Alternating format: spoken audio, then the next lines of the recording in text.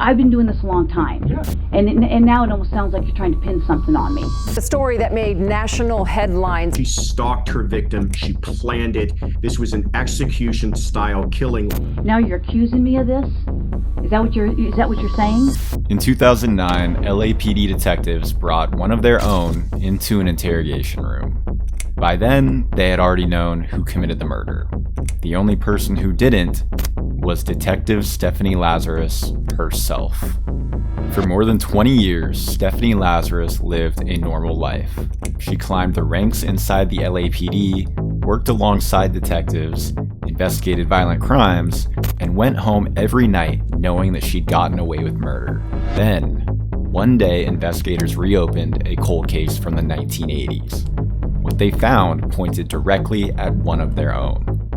And in 2009, Stephanie Lazarus walked into an interrogation room believing she was there to help solve a murder, not yet realizing the detectives already knew she committed it. A brutal murder went unsolved for more than 2 decades until detectives finally focused in on Stephanie Lazarus. In this video, we'll follow the investigation through key excerpts of the interrogation leading to the dramatic finale. If you enjoyed the video, please consider clicking like and subscribe. And with that said, let's jump right in. It was February 24th, 1986. Inside a condo in Van Nuys, California, John Rutten came home to a scene of absolute horror. His wife of just 3 months, 29-year-old Sherry Rasmussen, was dead, having been savagely beaten and shot 3 times. Let me ask you, you said you dated John. How long did you guys date? I mean, what, are you guys, is this something, I mean, you said I was going to interview somebody about art and how you guys are, Here's I mean, Stephanie. The scene was a mess, and investigators quickly landed on a theory: a burglary gone wrong. But the details didn't add up. Sherry had fought back hard, leaving behind a critical piece of evidence: a vicious bite mark on her arm. The murder weapon was a .38 caliber, and one shot looked like an execution, muffled by a blanket. Sherry's grieving father begged the lead detective to look closer, telling him about his son-in-law's ex-girlfriend, a young LAPD officer who had been harassing Sherry for months. Her name was Stephanie Lazarus. But the detectives, stuck on their burglary theory, dismissed it and never followed up. So for years, the case went cold, and Stephanie Lazarus just kept climbing the ladder at the LAPD. I may have talked to her once or twice, At a hospital? or more, you know. For decades, the case file on Sherry Rasmussen's murder collected dust. Then, in the early 2000s, the LAPD's new cold case unit reopened it. As a detective sifted through the old reports, one piece of evidence jumped out: a saliva swab from the bite mark on Sherry's arm. It had been preserved perfectly, but never tested. Since original investigators assumed the attackers were men, the cold case team sent it to the lab, and the result was a bombshell. The DNA belonged to a woman. This shattered the original investigation. It wasn't a random burglary, it was personal. Detectives started from scratch, creating a list of women in Sherry's life with a possible motive. They were left with just one name. The name Sherry's father had given them 23 years earlier: Stephanie Lazarus. Suddenly, the pieces clicked into place. Lazarus had the motive of a spurned lover, and then another damning detail. Weeks after the murder, Officer Lazarus had reported her personal .38 caliber revolver stolen, the same type of weapon used to kill Sherry. This case wasn't cold anymore. It was pointing right back inside police headquarters. Any other cars that stand out in your mind?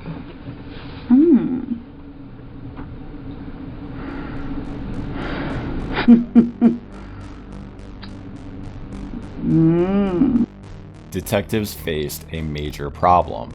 Their prime suspect was a respected LAPD detective working in their very same building.